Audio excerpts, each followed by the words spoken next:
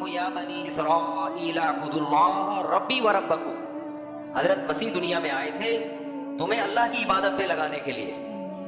ان کی تعلیمات یہ تھی میں اللہ کی عبادت کرو جو میرا بھی رب ہے اور تمہارا بھی رب ہے.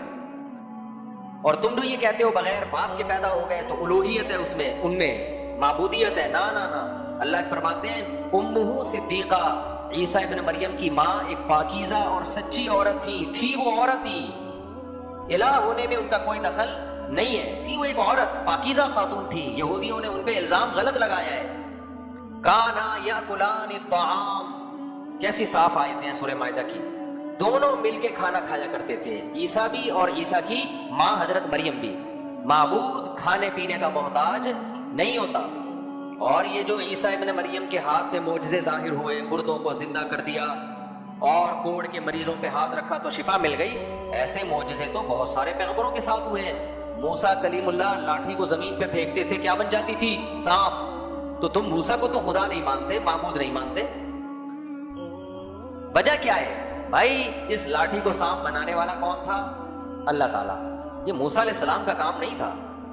تو عیسیٰ ابن مریم بھی جب مردے کو کہتے ہیں قم بإذن اللہ، اللہ کے حکم سے کھڑا ہو جا، تو اس میں جان عیسیٰ ابن مریم نہیں ڈالتے تھے، اس میں جان کون ڈالتا تھا؟ اللہ رب العزت. تو اللہ کی طاقت ہے. تو یہ سارے کام اللہ کر رہا ہے. عیسیٰ ابن مریم محتاج تھے، انسان تھے. قرآن کہہ رہا ہے مل مسیح ابن مریم الا رسول، مسیح ابن مریم ایک پیغمبر ہے، میسنجر آف گاڈ ہے. قد خلت من قبلہ الرسل، ان سے پہلے بھی بہت سارے پیغمبر گزر چکے ہیں. آدم گزرے، ابراہیم گزرے، اسماعیل گزرے، یعقوب گزرے، موسیٰ گزرے علیہ السلام. تم سب کو پیغمبر مانتے ہو، تو عیسیٰ ابن مریم بھی ایک پیغمبر ہے.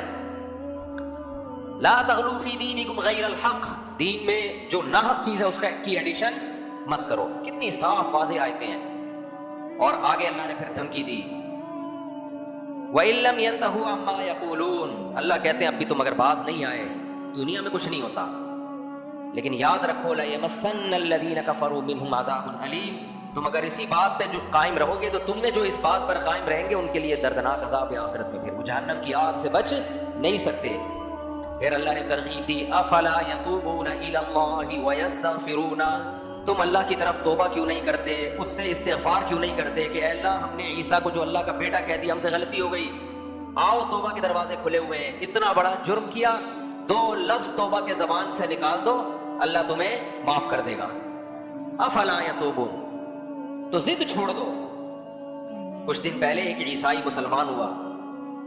ہم جب تراویح پڑھتے ہیں نا، آپ کو پتہ ہے 40 سجدے اضافی کرتے ہیں ہم لوگ. میں بار بار تراویح میں سوچتا ہوں اللہ کا ہم پہ کتنا بڑا احسان ہے، ہمیں ایسے مذہب سے جوڑ دیا جس میں بہت عبادت ہے. کسی اور مذہب میں آپ خدا کی ایسی عبادت کر ہی نہیں سکتے. مذہب کا تو بنیادی مقصد لوگوں کو اللہ کی عبادت پہ لانا ہے، بڑا مقصد ہے. تو عبادت عیسائیت میں ہے یا اسلام میں ہے؟ میں عیسائی برادری سے بہت ہی محبت سے، کوئی طنز مقصد نہیں ہے، آپ تنہائی میں بیٹھ کے غور کرو. حضرت عیسیٰ کا مقصد کیا تھا؟ لوگوں کو اللہ سے ملانا. تو بتاؤ اسلام اللہ سے ملا رہا ہے یا عیسائیت ملا رہی ہے؟ کچھ دن پہلے ایک عیسائی مسیحی برادری سے ایک شخص آئے، مسلمان ہوئے. شاید میں نے ان سے ملوایا بھی تھا یہاں لوگوں کو. میں نے پوچھا آپ کیوں مسلمان ہو رہے ہیں؟ انہوں نے کہا بھائی ایک ایسا مذہب ہے اسلام جو 5 ٹائم ہمیں خدا کے سامنے جھکاتا ہے. تو عیسیٰ علیہ السلام تو اس عمل سے خوش ہوں گے. پیغمبر کا مقصد کیا ہوتا ہے؟ مخلوق کو اللہ سے ملانا. دنیا میں کوئی مذہب ایسا نہیں ہے جو 5 ٹائم سورج نکلنے سے پہلے اللہ کی عبادت پراپر طریقے سے. ہمیں کیا ملتا ہے بھائی؟ ہم وضو کر کے آتے ہیں فجر سے پہلے، دل کرتا ہے کسی کا اٹھنے کا. مسلمانوں میں بہت سارے لوگ اٹھتے ہیں فجر سے پہلے، ہم اٹھ کے آتے ہیں، وضو کرتے ہیں، مسجد میں نماز پڑھتے ہیں، پھر جاتے ہیں، پھر ظہر میں آتے ہیں، پھر عصر میں آتے ہیں، پھر مغرب میں آتے ہیں. 1 روپے بھی ملتا ہے اس پہ.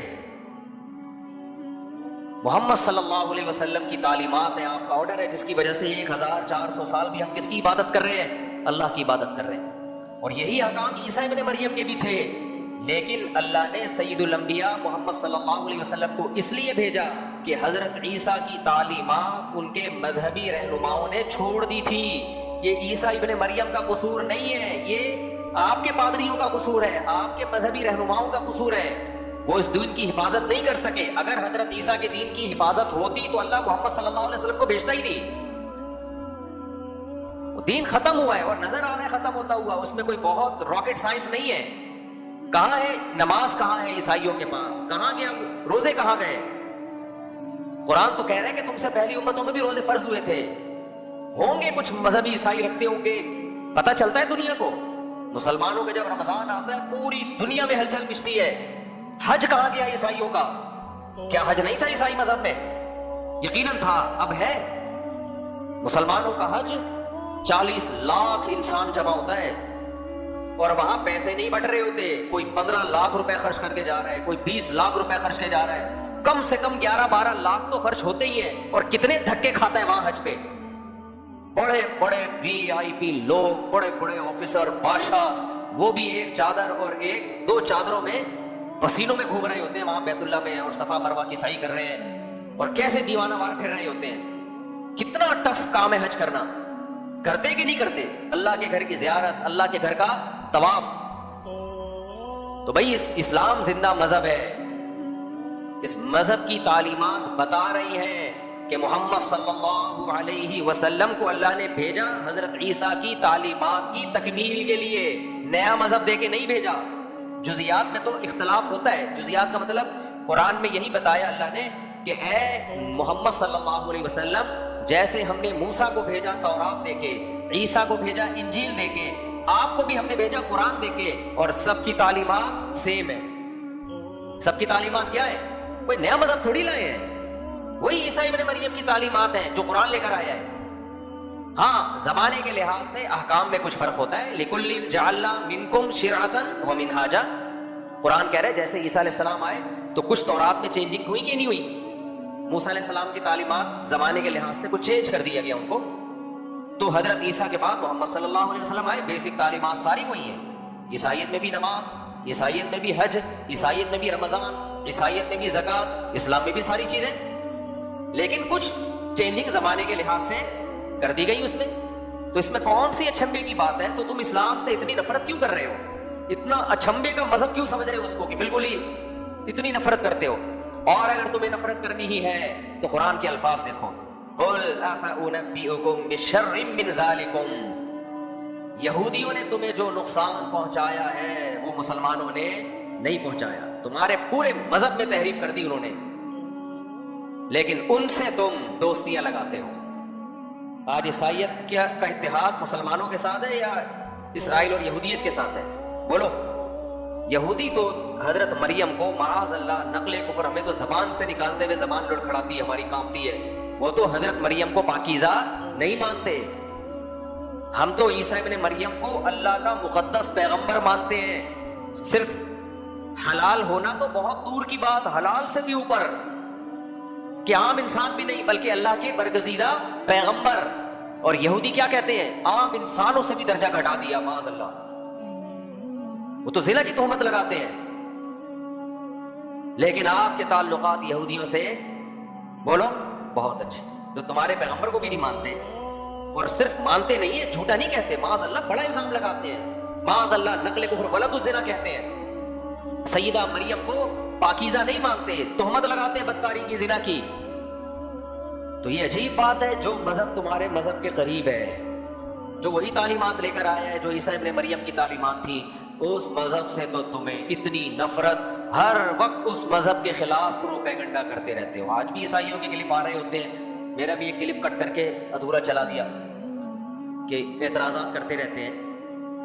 تو اس مذہب جو تمہارا سب سے بڑا دشمن تھا, اور تمہاری اپنی کتابوں میں ہے کہ اس مذہب کے ماننے والوں کو اللہ نے بندر اور خنزیر بنایا ہے موسیٰ علیہ السلام اور پیغمبروں کی نافرمانی کی وجہ سے. ملعنہ اللہ وغضب علیہ وجعل منہم القردۃ والخنازیر. تو ان لوگوں کے ساتھ تمہاری دوستیاں, ان کے اتحادی بنے ہوئے ہو, اور جو مذہب تمہارے سب سے زیادہ قریب, اس کے تم کیا بنے ہوئے ہو؟ دشمن. تو یہ اہل کتاب کو قرآن میں بہت زیادہ خطاب ہے ان صورتوں میں. اور پھر اللہ تعالیٰ نے اس صورت میں کچھ اور احکام بھی دیے مسلمانوں کو, وہ بھی میں پڑھ کے سنا دیتا ہوں. تو یہ عیسائیت والا باب تو سمجھ میں آیا. نبی صلی اللہ علیہ وسلم نے خوشخبری دی, فرمایا اہل کتاب میں جو بھی اسلام لائے گا نا اس کو 2 اجر ملیں گے. ایک اجر تو اپنے پیغمبر پر ایمان لانے کا, اور ایک اجر محمد صلی اللہ علیہ وسلم پر ایمان لانے کا. یہ 2 اجر ملیں گے. تو آج جیسے میں نے کل کے بیان میں یہ بات کہی تھی کہ مسلمانوں کی تعلیمات میں آج بھی آپ کو عیسیٰ علیہ السلام کا اثر زیادہ نظر آئے گا. ہم زیادہ حضرت عیسیٰ کو فالو کرتے ہیں بھائی. داڑھیوں کا ریشو مسلمانوں میں زیادہ، زنا کا ریشو مسلمانوں میں کم، عیسائیوں میں زیادہ. فیملی ویلیوز پہ تمام آسمانی مذاہب جو ہیں فیملی ویلیوز کو زیادہ اہمیت دیتے ہیں. تو خاندانی نظام کس کا زیادہ مضبوط ہے؟ مسلمانوں کا زیادہ مضبوط ہے. پوری دنیا میں ایک ہلچل مل جاتی ہے، گروتھ ریشو ہمارا زیادہ ہے. تو ساری تعلیمات تو بھائی ہم لوگ عمل کر رہے ہیں یار حضرت عیسیٰ ابن مریم کی. تو آپ کیسے کہہ سکتے ہو؟ اب عیسائی جو رہنما ہیں ان کا کام کیا رہ گیا ہے؟ ایک بات کر کے بس میں آگے چلتا ہوں. جس مذہب کے مذہبی اسکالر جن چڑیل بھوت بھگانے کے لیے اور غیب کی باتیں بتانے کے لیے بیٹھ جائے نا، سمجھو اس مذہب کا بیڑا غرق ہو گیا. اب اس کے پاس کچھ بچا ہے ہی نہیں. جیسے ہمارے ہاں روحانی لوگ ہوتے ہیں، جن آ گیا، چڑیل آ گئی، فلانے نے جادو کر دیا، روحانی عاملوں کا یہ کام رہ گیا ہے. یہ وہ لوگ ہوتے ہیں جو مدرسوں میں پڑھے نہیں ہوتے، علم حاصل نہیں کیا ہوتا، لہٰذا ان کو حلال و حرام کا علم تو آتا نہیں ہے. تو یہ تعویذ، گنڈے، جن، چڑیل بھوت یہ سب چیزوں میں لگے ہوئے ہوتے ہیں. مذہب کا کام کیا ہوتا ہے؟ مذہب کا کام یہ بتانا ہوتا ہے یہ کام خدا کی نظر میں برا ہے اور یہ کام خدا کی نظر میں اچھا ہے. ہر اسٹیٹ کا ایک لا ہوتا ہے کہ نہیں ہوتا؟ ہوتا ہے کہ نہیں ہوتا؟ تو ایسے ہی آسمانی مذہب کا بھی ایک لا ہوتا ہے. اسٹیٹ کا الگ ہوتا ہے، آسمانی مذاہب کا الگ. تو اللہ ہم سے مطالبہ کرتے ہیں کہ جو آسمانی مذاہب کا لا ہے، اسٹیٹ کا بھی وہی لا ہونا چاہیے. یہ زمین پہ نافذ ہونے کے لیے آیا ہے. مسلمانوں کے پاس تو پورا ایک لا ہے، تبھی ہم حکومت سے مطالبہ کرتے ہیں بھائی اسلامی نظام لے کر آؤ. بہت حد تک بہت سی چیزیں اسلامی ہے بھی، جو غیر اسلامی ان کو ختم کرو. سعودی عرب میں بہت زیادہ اسلامی چیزیں ہیں، کچھ غیر اسلامی ہیں، بھائی ان کو بھی ختم کرو، پوری اسلامی لے کر آؤ. یہی سب چلتا ہے نا. لیکن عیسائیت کے پاس کوئی نظام ہی نہیں ہے جس کا وہ دعویٰ کرے کہ یہ عیسائی نظام ہے، اس کو نافذ کرو. ہے ہی نہیں. اس کی سب سے بڑی دلیل یہ کہ مفتی کا لفظ آپ کو مسلم اسکالرز میں ملے گا، ہندوؤں میں، سکھوں میں، یہودیوں میں اور عیسائیوں میں یہ لفظ نہیں ملے گا. ان کے ہاں جائز ناجائز بتانے والے مفتی نہیں ہوتے. ایک آسان سی مثال دیتا ہوں کہ آپ نے اگر اللہ نہ کرے طلاق دے دی، آپ مفتی کے پاس آؤ گے کہ یہ ہو گئی ہے کہ نہیں ہو گئی ہے اکارڈنگ ٹو قرآن اور سنت. کورٹ سے اگر آپ لے بھی لوگے نا تو پھر بھی مفتیوں سے پوچھتے ہیں کہ بھائی کورٹ نے تو کر دی ہے کہ شریعت کے مطابق بھی ہے یا نہیں ہے. لیکن عیسائی یہ کام نہیں کرتے. کیوں؟ ان کے پتہ ہی نہیں کہ شریعت میں ڈیورس کیسے ہوتی ہے اور شریعت میں وراثت کے کیا مسائل ہیں. شریعت میں خرید و اسلامک بینکنگ کا نام سنا ہوگا نا آپ نے. عیسائی بینکنگ سنی کبھی آپ نے؟ سنی آپ نے؟ ہر چیز میں اس کا آلٹرنیٹ اسلام کے پاس ہے، ہر چیز میں. تبھی لوگ یورپ امریکہ سے ہمیں فون کرتے ہیں صاحب یہاں کی کورٹ کا یہ قانون ہے، اسلام کیا کہتا ہے اس بارے میں؟ کہتے ہیں نا. تو مفتی کسے کہتے ہیں؟ جو اسلامک لا کو پڑھتا ہے. آپ مجھے کوئی عیسائیت میں ایسا لا دکھا دو. ہمارا لا کہاں سے شروع ہوتا ہے؟ کتاب الوضو سے. جو مسلم اسکالرز نے جو قرآن و سنت کو سامنے رکھ کے لا کی کتابیں مرتب کی ہیں، 4 اسکالر گزرے ہیں نا سب سے مشہور، امام ابو حنیفہ، امام مالک، امام شافعی اور امام احمد بن حنبل. جب اسلام دنیا میں پھیلا، خلافتیں قائم ہوئی تو ریٹن فارم میں اسلامک لا کی ضرورت تھی. تو 4 مشہور اسلامک لا وجود میں آئے. ان میں چند چیزوں میں اختلاف تھا، میجر چیزیں سب کی ایک جیسی. اور وہ جو اختلاف تھا اس کے بارے میں بھی نبی نے ہمیں بتا دیا تھا کہ یہ اختلاف ہوگا. تو اس میں پریشان ہونے کی ضرورت نہیں ہے. اس میں جو حق پر ہوگا اس کو 2 اجر ملیں گے، جس سے غلطی ہو گئی اس کو بھی اجر ملے گا. یہ بھی ہمیں نبی نے پہلے بتا دیا کہ اس اختلاف کو زیادہ ویلیو مت دینا، بلکہ اس اختلاف کا فائدہ یہ ہوگا کہ بعض دفعہ ایک زمانے میں ایک فقہ کا کوئی مسئلہ چلنا ممکن ہی نہیں ہوگا تو دوسری کتاب سے تم سہارا لے سکتے ہو، کیونکہ قیامت تک آیا ہے نا. تو وہ جو 4 مشہور لا ہمارے مرتب ہوئے، آپ ان کی کتابوں میں، ان کی ڈیٹیل میں جاؤ، انسانی عقل حیران ہو جاتی ہے. 1200 سال پہلے تقریباً امام شافعی نے ایک کتاب الام کے نام پر اسلامک لا کی کتاب لکھی. قرآن و سنت، حدیثیں، قرآنی آیات استدلال کر کر. اس سے پہلے امام ابو حنیفہ کے شاگرد امام محمد لکھ چکے تھے 6 کتابیں. یہ لوگ کہتے ہیں نا امام حنیفہ کی کوئی تصنیف نہیں ہے، تو اس سے کوئی فرق نہیں پڑتا. امام حنیفہ کے شاگرد کی جب ہے، جس میں ابو حنیفہ رحمہ اللہ کے اقوال نقل کر دیے، اس میں کیا جا رہا ہے کہ وہ خود نہ لکھنے سے کیا ہو گیا، ان کے شاگرد نے لکھ دی نا. تو ان کے شاگرد نے پوری کتاب 6 کتابیں لکھی جو اسلامک لا. وہ کہاں سے شروع ہوتے ہیں؟ پھر امام مالک کی کتابیں ہیں، امام احمد بن حنبل کی کتابیں ہیں. تو یہ صرف لکھی نہیں گئی، ہزاروں، صدیوں، 1000 سال سے زیادہ یہ دنیا میں راج کیا ان کتابوں نے. ان پر فیصلے ہوئے، عدالتیں چلی. ابھی خلافت عثمانیہ کا خاتمہ 1922 میں جا کے ہوا ہے، 1920-22 میں. تو جا کے اسلامک لا کو زوال آنا شروع ہوا ہے. لیکن اب بھی مفتیان کرام وہ لا پڑھتے ہیں. اور ایسا نہیں کہ بالکل ختم ہو گیا، اب بھی بہت بڑا حصہ اسلامی ملکوں میں اسی کا نافذ ہے، اسی کا چل رہا ہے، اسی کو فالو کیا جاتا ہے۔ لیکن کیا عیسائیت میں ہے؟ اور وہ لا آپ دیکھو، کتاب الوضو سے شروع ہوتا ہے، طہارت کے احکام، پاک کیسے کیا جائے، اپنے آپ کو کیا جائے گا، پھر اذان ہے، پھر نماز ہے، پھر زکوٰۃ ہے، پھر زکوٰۃ کے ڈیپ میں جا کے احکام، پھر روزہ ہے، پھر حج ہے، پھر ریاستی قانون ہے، کتاب الحدود ہے، سزاؤں کا باب الگ ہے، حدود کا باب الگ ہے، تعزیر کا باب الگ ہے، پھر عدالتی قوانین کا باب چیپٹر الگ ہے۔ اتنی فقہ کی کتابیں آپ لے کر آتے ہو نا اسلامی قانون کی، کبھی آپ آؤ جامع الرشید خوشبو لگا کے تو میں آپ کو دکھاؤں کہ یہاں سے یہاں تک ان کی جلدیں ہوتی ہیں، بال سفید ہو جاتے ہیں مفتیوں کے وہ پڑھ کے، ایسے نہیں بن جاتے ہیں مفتی بیٹھے بیٹھے ٹیشن پڑا، ایک چینل بنایا، چل بھائی پھینکتا رہے بیٹھ کے۔ تو اتنی بڑی بڑی کتاب، پوری زندگیاں گزر جاتی ہیں، یہ روحانی علاج کے ٹوٹکے تھوڑی لکھے ہوتے ہیں ان کتابوں میں، اسلامی لا لکھا ہوتا ہے، قانون لکھا ہوتا ہے، تبھی مفتیوں کے پاس ہر مسئلے کا جواب ہوتا ہے۔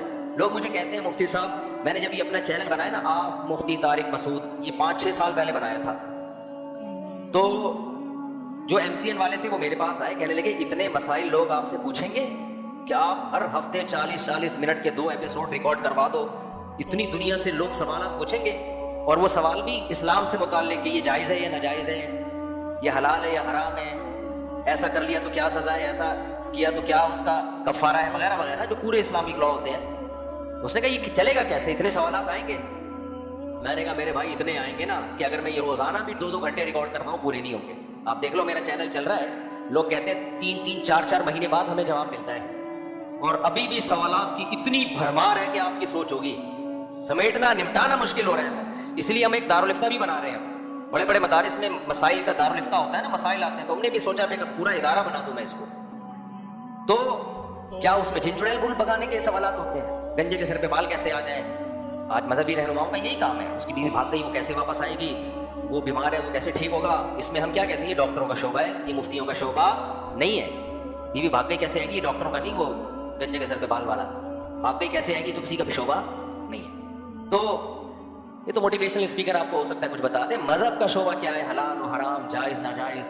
تو جیسے وکیل بڑی بڑی کتابیں پڑھتے ہیں نا قانون کی، بال سفید ہو جاتے ہیں، پھر بڑا وکیل بنتا ہے، اس سے زیادہ کتابیں مفتی کو پڑھنی پڑتی ہیں، پھر وہ صحیح مفتی بنتا ہے۔ تو یہ عیسائیت میں کہاں ہے میرے بھائی، کہاں ہے میرے بھائی؟ میں نے ایک عیسائی پادری سے سوال پوچھا تھا، بتاؤ باپ مر جائے تو اولاد کا کس کا وراثت میں کتنا حصہ ہے، بیوہ کا کتنا حصہ ہے؟ وہ جواب نہیں دے سکے، انہوں نے مجھے امریکن لا پیش کرنا شروع کر دیا۔ میں نے کہا تو امریکہ قانون ہے، انسانوں کا بنایا ہوا، آسمانی قانون کیا ہے، خدائی قانون کیا ہے؟ تو نہیں ہے۔ تو اس لیے اللہ نے اسلام کے مقابلے میں بھائی کسی مذہب کو پنپنے ہی نہیں دیا ہے، تاکہ یقین آ جائے کہ محمد صلی اللہ علیہ وسلم ہی اللہ کے پیغمبر ہیں، اور وہ عیسیٰ علیہ السلام ہی کی تعلیمات کو انہوں نے زندہ کیا ہے، کوئی نیا مذہب لے کے نہیں آئے۔ ہاں فروعی چیزوں میں اختلاف ہے، کچھ زمانے کے لحاظ سے کچھ مسائل چینج کیے گئے ہیں، وہ تو حضرت عیسیٰ نے بھی حضرت موسیٰ کی شریعت میں کچھ چیزوں میں تبدیلی کی تھی، وہ تو جب نیا پیغمبر آتا ہے تو پرانے پیغمبر کی تعلیمات میں کچھ چینجنگ ہوتی ہے، بیسک وہی ہے۔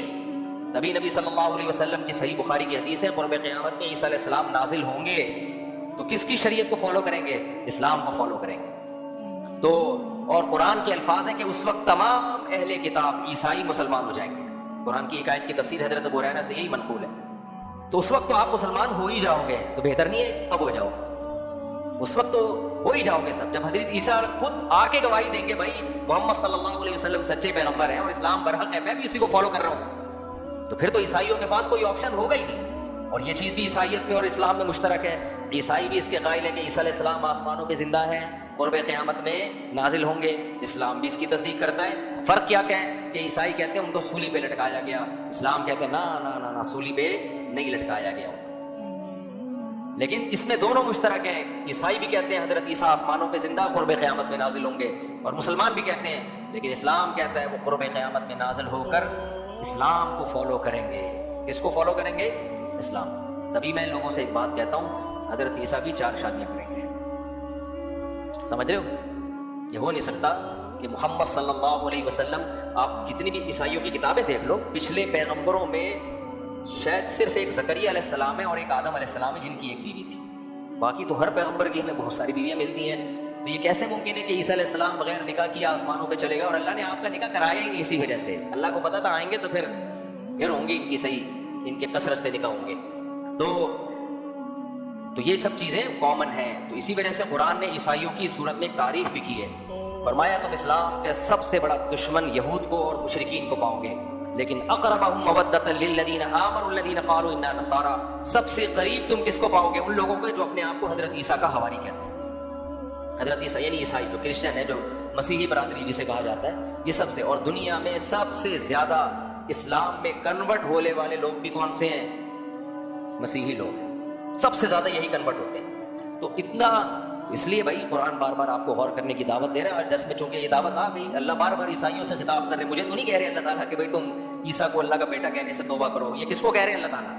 عیسائیوں کو کہہ رہے ہیں کہ مل مسیح ابن مریم الا رسول، وہ اللہ کے رسول تھے، وہ توحید کی دعوت دی ہے انہوں نے. اور کل کے آیتوں میں تو آئے گا کہ اللہ قیامت میں حضرت عیسیٰ سے کہے گا کہ آپ نے ان سے کہا تھا کہ مجھے اللہ کا بیٹا بنا دو.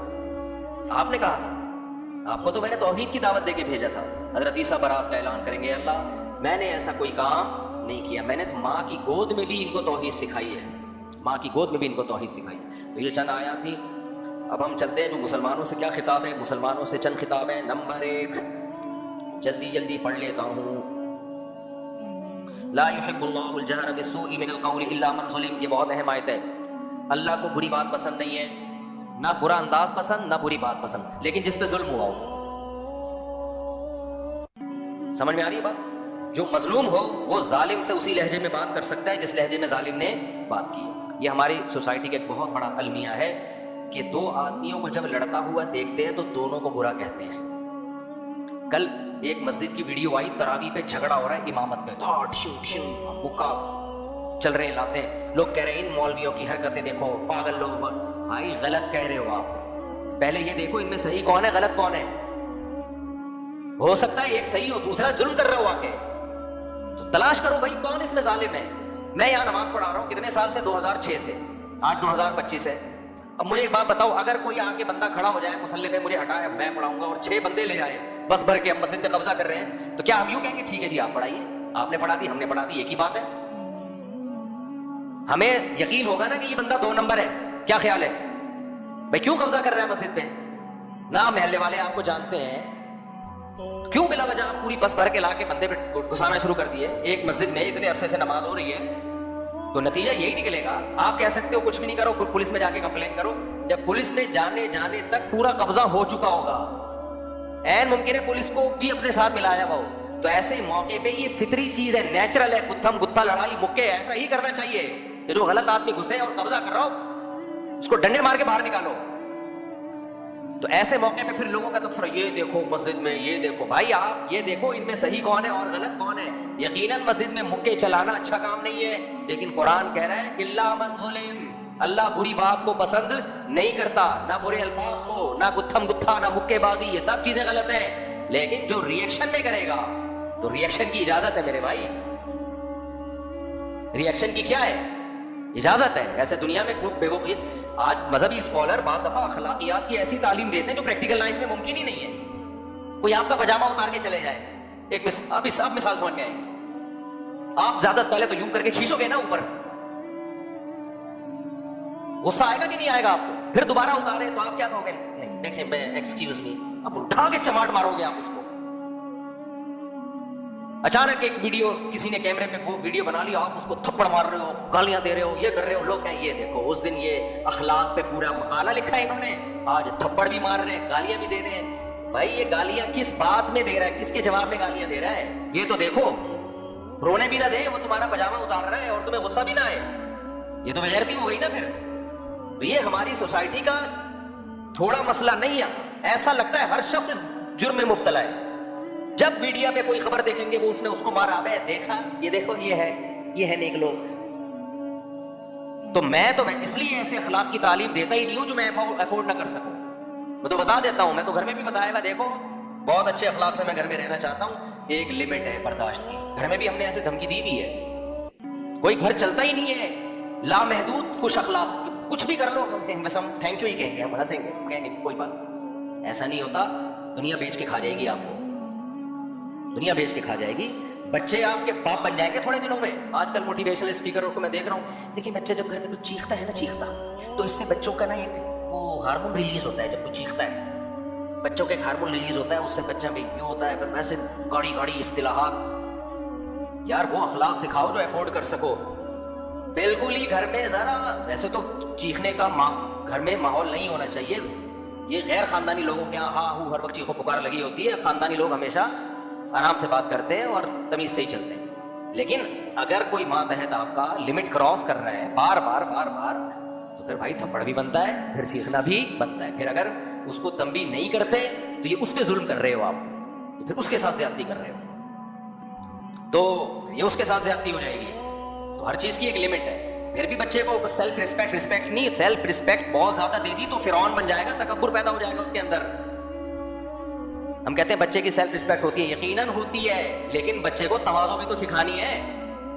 اتنا اس کو کر دیا کہ باپ ڈانٹ بھی نہ سکے, باپ نے ڈانٹا, بچہ باپ کو بد اخلاق سمجھ رہا ہے, اس کا مطلب بچے میں فرعونیت پیدا ہو رہی ہے, یہ باپ بن جائے گا تھوڑے دنوں میں. تو اخلاق اصل ہے, لیکن ہر چیز کی ایک لمٹ ہے, اس لمٹ کو کسی کو بھی کراس نہیں کرنے دینا چاہیے. اور دنیا کی کوئی حکومت اس غیر معمولی اخلاق پہ چلتی نہیں ہے. ہر حکومت نے پولیس بھی رکھی ہوئی ہے, جیل بھی رکھے ہوئے ہیں, سخت سخت سزائیں بھی رکھی ہوئی ہیں. بھائی کیوں نہیں کر لیتے؟ جاپانی تو اتنے پولائٹ ہوتے ہیں, اتنے اچھے ہوتے ہیں, چور کو پکڑو تو چنگ پانگ کر کے اس کو سمجھاؤ اور اس کو ہدیے دو, گفٹ دو, تاکہ وہ چوری چھوڑ دے. بھائی جاپان میں بھی جیلیں ہیں, ملیشیا میں بھی جیلیں ہیں, امریکہ میں بھی جیلیں ہیں. وہ کہتے ہیں بھائی یہ ہم نے آپ کو بتا دیا, کتنے بڑے بڑے جرمانے لگتے ہیں دبئی میں, آپ سگنل توڑ دیتے ہو, سزائیں ملتی ہیں. تو گھر بھی ایک ریاست ہے, مسجد بھی ایک چھوٹی سی ریاست ہے. تو یہ نہیں ہوتا کہ کوئی شخص حد سے تجاوز کرتا چلا جا رہا ہے اور ہم کہیں کہ نہیں ہم نے تو اونچی آواز سے بات ہی نہیں کرنی ہے. تو حضرت مولانا اشرف علی تھانوی نے بڑی پیاری بات لکھی ہے کہ جب بھی دو بندے لڑ رہے ہوں دونوں کو جا کے چماٹ نہیں لگایا کرو اور دونوں کو برا بلا مت کہا کرو, بلکہ یہ دیکھو کہ ان میں صحیح کون ہے اور ان میں غلط کون ہے, تو پھر فیصلہ کرو. ہم لوگ, ہماری ایک عادت ہے جہاں پھٹا ہو رہا ہے دونوں کو غلط. تو اسی میں یہ آج کل جو نئے نئے مذہبی اسکالر آ رہے ہیں اور یہ کہہ رہے ہیں کہ وہ اس سے لڑ رہے ہیں, وہ مولوی اس کو کہتا ہے کافر, وہ کہتے ہیں یہ کافر, وہ اس فرقے کو برا کہتا ہے, وہ اس فرقے کو برا کہتا ہے, لہٰذا یہ سارے غلط ہیں. یہ بھی بے وقوفانہ باتیں ہیں. اگر اس دلیل سے سارے غلط ہیں تو پھر تو آپ بھی غلط ہو, کیونکہ آپ ان سب کو برا کہہ رہے ہو, یہ سب مل کے آپ کو برا کہہ رہے ہیں. وہی والی مثال ہو گئی نا جو اسے میں نے دی تھی. میں کہوں عبدالاحد بھائی نے میرے 1 کروڑ روپے لیے مجھ سے, میں نے کورٹ میں ان کے خلاف کیس کیا کہ عبدالاحد بھائی نے میرے 1 کروڑ روپے لیے. کورٹ نے ان کو بلایا, انہوں نے کہا نہیں میں نے نہیں لیے, مفتی صاحب نے مجھ سے 1 کروڑ روپے لے کے کھا گئے. کورٹ کا ہے, تو اس کو برا کہہ رہا ہے, وہ تجھے برا کہہ رہا ہے, تو ان کو چور کہہ رہا ہے, وہ تمہیں چور کہہ رہا ہے, تم دونوں ہی چور ہو, جاؤ یہاں سے. تو یہ کوئی عقل مندی کا کام ہوگا؟ بھائی آپ جج بن کے فیصلہ کرو کس کا الزام صحیح ہے اور کس کا الزام غلط ہے. آپ جج کس بات کے ہو, یا پھر جج بنو ہی نہیں. اب جج نے کیا کیا, دونوں کو بول دیا کہ یہ عبدالوہاب مفتی صاحب کو چور کہہ رہے ہیں, مفتی صاحب عبدالاحد کو چور کہہ رہے ہیں, تم دونوں چور ہو, دفع ہو یہاں سے. چوتھا آدمی آیا, اس نے کہا کہ عبدالاحد مفتی صاحب کو, مفتی صاحب عبدالاحد کو, اور جج ان دونوں کو, تم تینوں غلط ہو. پھر چوتھا آیا, اس نے کہا عبدالاحد مفتی صاحب کو چور کہہ رہا ہے, مفتی صاحب عبدالاحد کو چور کہہ رہے ہیں, اور جج ان دونوں کو چور کہہ رہا ہے, یہ تینوں بھی غلط. اور وہ جو چوتھا ان چاروں کو غلط کہہ رہا ہے, ان تینوں کو غلط کہہ رہا ہے, وہ بھی چور ہے. لہٰذا تو اس دلیل سے تو پوری دنیا بالآخر چوری بن جائے گی, غلطی بن جائے گی. کبھی بھی جھگڑا نمٹانے کا یہ طریقہ نہیں ہوتا کہ ان کے بابوں نے ان کے بابوں کو برا کہا تو ان کے بابوں نے ان کے بابوں کو برا کہا, لہٰذا یہ دونوں ہی برے ہیں, یہ ایک دوسرے کے پیچھے نمازیں نہیں پڑھتے, دونوں ہی برے ہیں. بھائی دیکھو ویلڈ ریزن کس کے پاس ہے کسی کے پیچھے نماز نہ پڑھنے کی. اگر کوئی اس بیس پہ نماز نہیں پڑھ رہا کہ بھائی اس کا عقیدہ شرکیہ ہے, تو یہ ویلڈ ریزن ہے. پھر یہ دیکھو عقیدہ شرکیہ ہے یا نہیں ہے, صرف اس بیس پہ کہ وہ اس کے پیچھے نماز نہیں پڑھتا, وہ اس کے پیچھے نماز, اس بیس پہ لوگ اپنے آپ کو نا براڈ مائنڈڈ ثابت کرنے کے لیے سب کے پیچھے نماز پڑھنا شروع کر دیتے ہیں.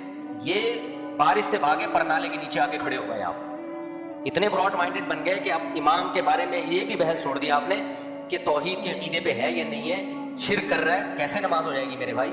تبھی میں لوگوں سے ایک بات بار بار کہتا ہوں کہ بھائی مجھ سے یہ توقع نہ رکھنا کہ مفتی صاحب بہت اچھے اخلاق ہیں, اتنا بے وقوف میں نہیں ہوں کہ میں بہت زیادہ کوشش کرتا ہوں اچھے اخلاق رکھوں, لیکن ہر چیز کی ایک لمٹ میں رکھتا ہوں, ایک لمٹ. اس کی وجہ سے میں پھر روب رکھتا ہوں سامنے والے پر کہ بس لمٹ کو کراس کرنے کی ضرورت نہیں ہے. اور میرے گھر والوں سے ابھی یہاں بیٹھے تو آدمی ہر آدمی بڑی بڑی باتیں کرتا ہے, لیکن بہرحال تو ایک ہے لمٹ. اس کے بعد پھر جو سمجھ رہے ہیں, اکیلے میں بتاؤں گا, آپ یہاں بتاؤں گا پھر وہ الٹا ہو جاتا ہے, وہاں سے روب آنا شروع ہو جاتا ہے. اچھا خیر, تو جو ہے تو ملازمین کی بھی ایک انتہا ہے, حد ہے. ملازمین کو آپ نے 1 دفعہ 2 دفعہ 3 دفعہ موقع دیا, یہ تھوڑی بار بار بھائی رخصت چھٹی کرو ورنہ کمپنی کا بیڑا غرق ہو جائے گا. ساری جتنی ترقی اچھی کمپنیاں ہوتی ہیں وہ بھی امپلائز کو ایک حد تک مہلت دیتی ہیں, اس کے بعد کہتی ہے بھائی یہ تیرے ماموں کا گھر نہیں ہے, ہماری کمپنی کا بیڑا غرق ہو رہا ہے. ہر جگہ یہی اصول ہے, تو اسلام کا بھی یہی اصول ہے. دیکھو نبی صلی اللہ علیہ وسلم نے ایک صحابی کو, ایک شخص کو, صحابی نہیں سوری, ایک غیر مسلم کو پکڑا جاسوسی کرتے ہوئے. آپ نے حکم دیا اس کی گردن اڑا دو. اس نے کہا میری 6 بیٹیاں ہیں. نبی کو ترس آ گیا, یار 6 بیٹیوں کا کیا ہوگا, جرم بہت بڑا تھا. جاسوسی کس کی کر رہا تھا؟ نبی صلی اللہ علیہ وسلم. اور جاسوسی کا مقصد کیا تھا؟ آپ کو شہید کروانا. لیکن آپ نے اس کی بیٹیوں کا جب سنا تو چھوڑ دیا. اس کو شرم نہیں آئی, دوبارہ جاسوسی کے لیے آیا, پھر پکڑا گیا. پھر آپ نے اس کے حکم دیا گردن اڑانے کا. اس نے کہا کہ میری 6 بیٹیاں ہیں. آپ نے فرمایا لا یلدغ المؤمن من جحر مرتين, مسلمان کو ایک سوراخ سے 2 دفعہ نہیں ڈسا جا سکتا.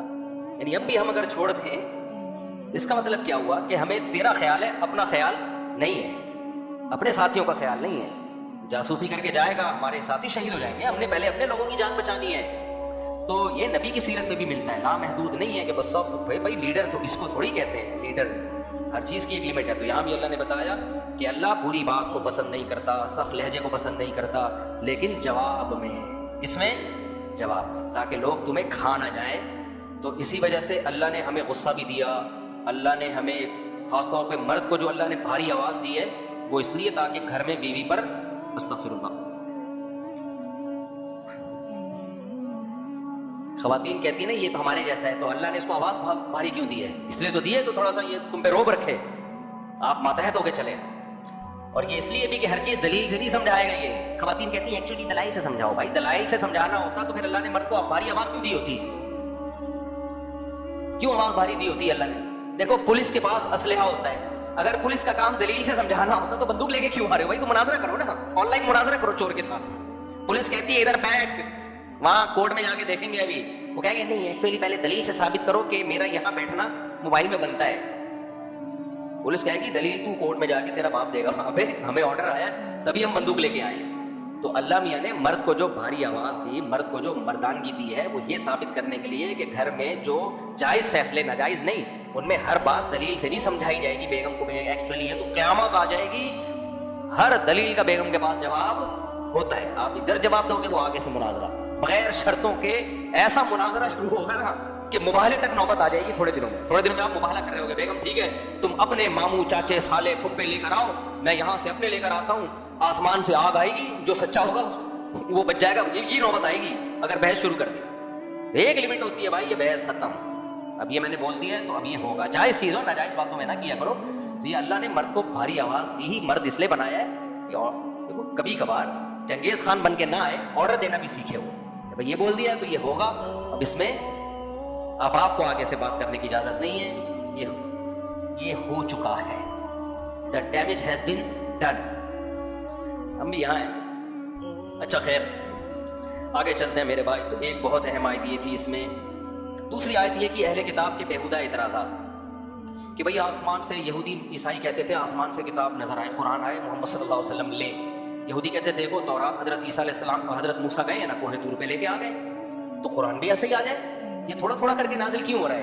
تو اللہ نے فرمایا اس کا 2 جواب دیے. ایک تو صحابہ کو تسلی دی کہ ان کے بیہودہ باتوں پہ تنگ نہ ہوا کرو. بہت زیادہ تنگ ہوتے تھے نا کہ بھئی ایسا ہی ہو جائے, اللہ پھر ایسے ہی نازل کر دے. اللہ اپنے طریقے سے نازل کر رہا ہے تھوڑی تھوڑی کر کے. تو دلیل سے جو اللہ نے جواب دیا وہ یہ کہ اے نبی, ان یہودیوں سے آپ کہیں کہ یہ تو اکیلے موسیٰ علیہ السلام ہیں جن کو ڈائریکٹ تورات مل گئی, اور کتنے پیغمبر پہلے ایسے گزرے ہیں جن کو تم بھی پیغمبر مانتے ہو, ان پر تو آسمان سے تھوڑی تھوڑی کر کے وحی نازل ہوتی تھی. انا اوحینا الیک کما اوحینا الی ابراہیم و اسماعیل و اسحاق و یعقوب, ہم نے آپ پر ایسے وحی نازل کی جیسے ابراہیم علیہ السلام پر, اسحاق علیہ السلام پر, یعقوب علیہ السلام پر, عیسیٰ علیہ السلام پر, اور کتنے سارے پیغمبر ہیں. ان سب پہ تو یہ تو اکیلے موسیٰ ہیں, تو ان پیغمبروں کو تم بھی تو مانتے ہو, ان کا تو تم انکار نہیں کرتے کہ ان کو پوری کتاب اچانک کیوں نہیں مل گئی. یہ تو بعض حکمتیں تھیں جس کی وجہ سے موسیٰ علیہ السلام کو کوہ طور پہ بلا کر پوری کتاب پکڑا دی گئی ہے.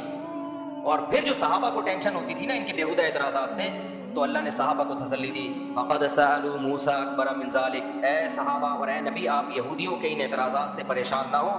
ان موسیٰ علیہ السلام کو تو ہم نے تورات دی تھی نا ان کے حساب سے, انہوں نے ان کو کون سا مان لیا تھا؟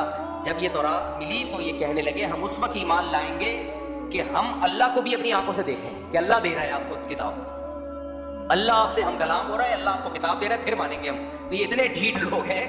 تو یہ نہیں ہے کہ ایسے آسمان سے کتاب آ جائے گی تو یہ سارے یہودی ادارے اسلام میں داخل ہو جائیں گے. ان کا مقصد انکار کرنا ہے, ضد اور ہر دھرمی ہے. تو انکار جس نے قسم کھا لی ہو تو وہ تو کچھ نہ کچھ میخیں نکالتا رہے گا. تو آپ کو اپنے کام میں لگا رہنا چاہیے, ان کے بیہودہ اعتراضات سے پریشان نہیں ہونا چاہیے. اس میں ہمیں ایک سبق کیا ملتا ہے بھائی, اگر ہم سیدھے راستے پہ چل رہے ہیں تو ہر اعتراض کرنے والے کے اعتراض کو لفٹ نہیں کرانی چاہیے, اور اس خوش فہمی میں نہیں رہنا چاہیے کہ اس کو اس اعتراض کا جواب مل گیا تو یہ اب نہیں کہ وہ کچھ اور نکال کے لے آئے, کچھ اور نکال کے لے آئے. یہ ہمیشہ سے ہوتا آ رہا ہے, اور بہت احکام ہے زبردست, جلدی جلدی میں پیش کر دیتا ہوں. اللہ تعالیٰ نے اس میں کھانے پینے میں جو حلال چیزیں ہیں نا, گوشت میں جو حلال, ان کا بھی ایک اصول ضابطہ بیان کیا. آج یورپ امریکہ لوگ جاتے ہیں غیر مسلم میں, سب چھوڑ چھاڑا دیتے ہیں, جو آیا کھا لیا, بسم اللہ پڑھ کے کھا لو, سب حلال. ایسا نہیں ہے بھائی, بہت بڑی ٹینشن ہے غیر مسلموں میں حلال حرام کی فکر ہے. تب پاکستان پھر ہمیں نعمت لگتا ہے, اب بات دیکھنا پڑتا ہے ہر چیز پہ. تو اللہ نے فرمایا حرمت علیکم المیتہ, ہر طرح کا مردار, الف لام کا ترجمہ بنے گا ہر طرح کا مردار تم پر حرام. جو جانور اپنی موت مر جائے, یعنی جس کو ذبح نہ کیا جائے, وہ سب کیا ہے؟ مردار.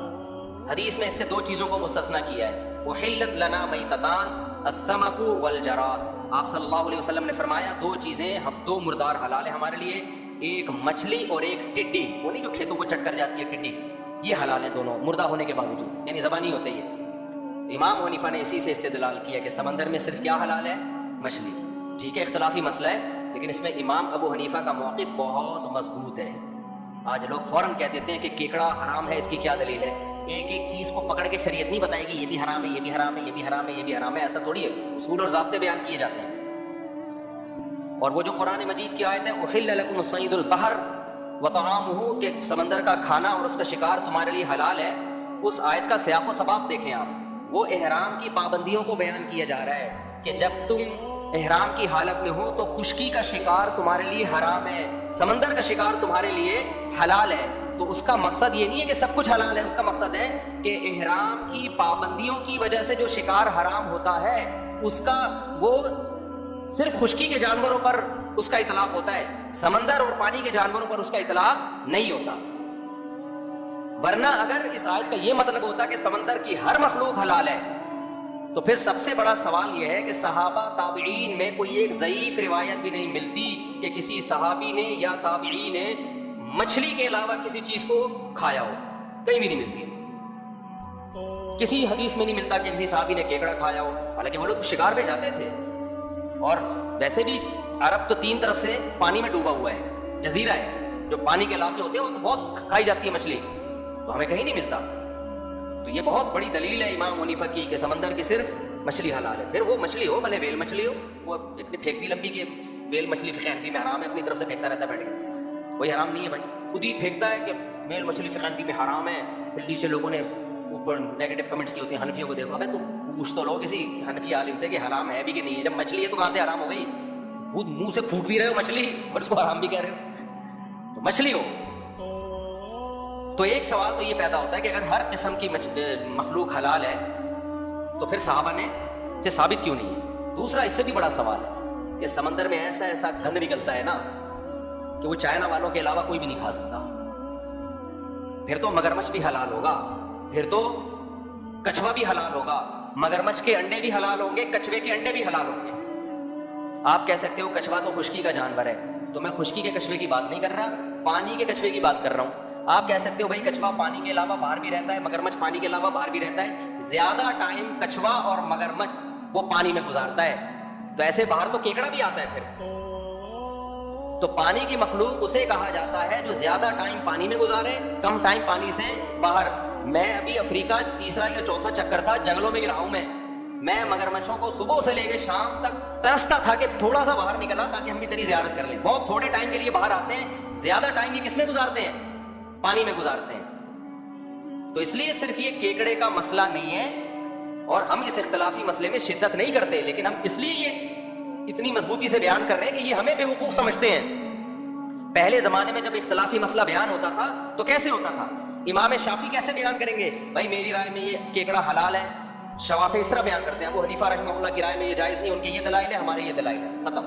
آج کیا کرتے ہیں یہ لوگ جو نئے نئے اسکالر آ رہے ہیں, مناظرے کے چیلنج، طنز، بدتمیزی، یہ اندھے مقلد ہیں، ان کے پاس دلائل نہیں ہیں.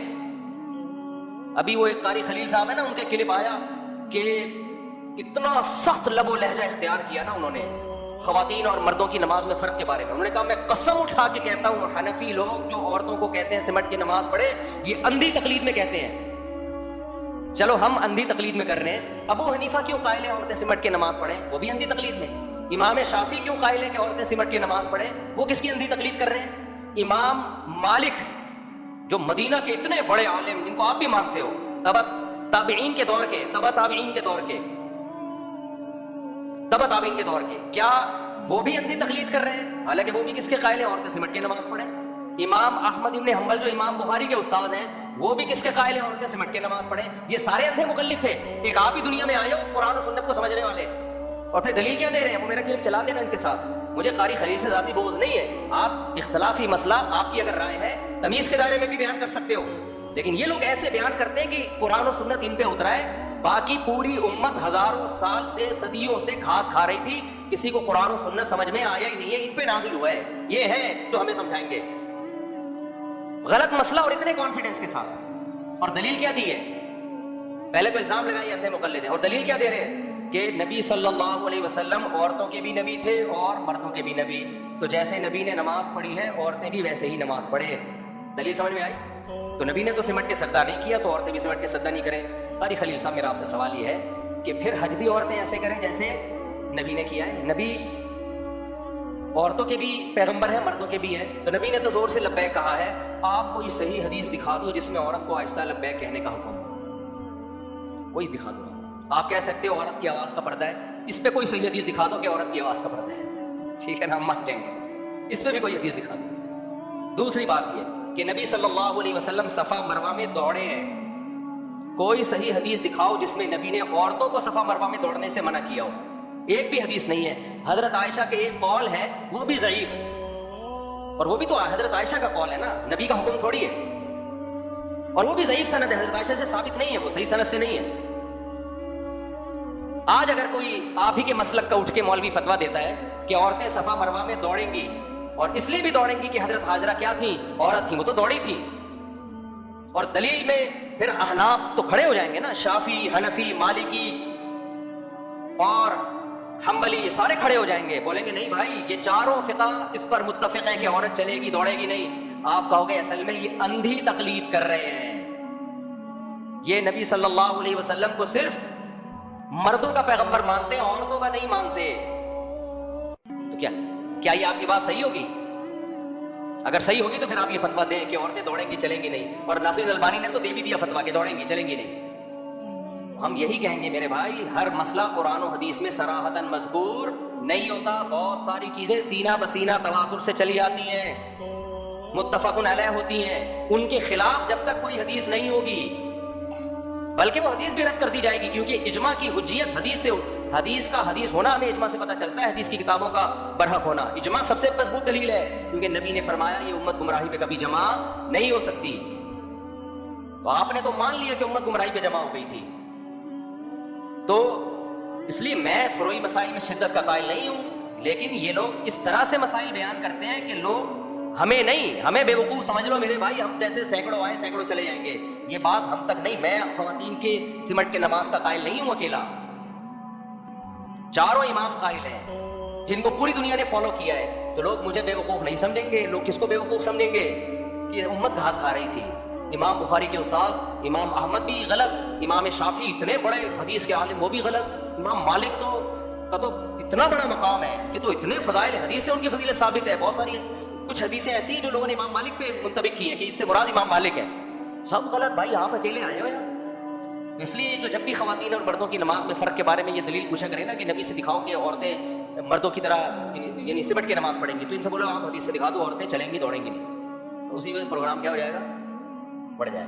تو یہ رمضان ان باتوں کے لیے ہے نہیں، لیکن تکلیف ہوتی ہے کہ پہلے ہی لوگ مذہب کو فالو نہیں کر رہے، اور آپ ہمارے اتنے بڑے بڑے اسکالر سے لوگوں کا اعتماد اٹھا دو تو پروگرام تو امت کا بڑھ گیا، برباد ہو گیا پروگرام.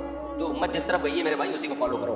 تو یہ میں اس لیے یہ سمندر کی چیزیں حلال ہے حرام ہے یہ اختلافی مسئلہ ہے، میں اس میں شدت نہیں کرتا، لیکن میں شدت کیوں کر رہا ہوں اس بیس پہ کہ ہمارے مخالفین بہت شدت سے بیان کرتے ہیں، ایسے پیش کرتے ہیں جیسے امام حنیفہ کو تو قرآن و سنت کا پتہ ہی کوئی نہیں تھا۔ تو اب سمجھ میں آ گیا کہ اگر آپ سمندر کی میرے بھائی پانی کی ہر مخلوق کو حلال کہتے ہو نا،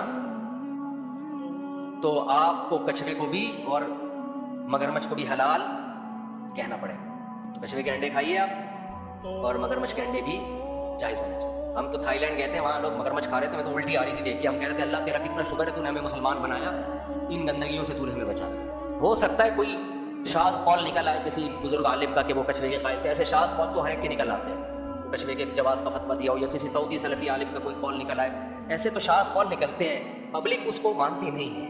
کوئی بھی مسلمان مگرمچھ کی شکل دیکھ کے لگے گا کہ تو کھانے کی چیز نہیں۔ سمجھتے ہو کہ نہیں سمجھتے؟ تو اس لیے امام صاحب نے جو احتیاط والا قول لیا ہے نا کہ صرف مچھلی۔ اب جھینگے میں اختلاف ہے کہ مچھلی ہے یا نہیں ہے، ہماری رائے ہے کہ مچھلی نہیں ہے، حضرت مفتی تقی عثمانی صاحب کی رائے ہے کہ مچھلی ہی کی ایک قسم ہے، وہ ایک اختلافی مسئلہ ہے، میں اس میں کئی دفعہ میں اس کو ایکسپلین کر چکا ہوں، تو وہ ایک الگ مسئلہ ہے۔ بہرحال ہاں یہ بات ضرور ہے، ہم بہت براڈ مائنڈیڈ ہیں، بہت براڈ مائنڈیڈ۔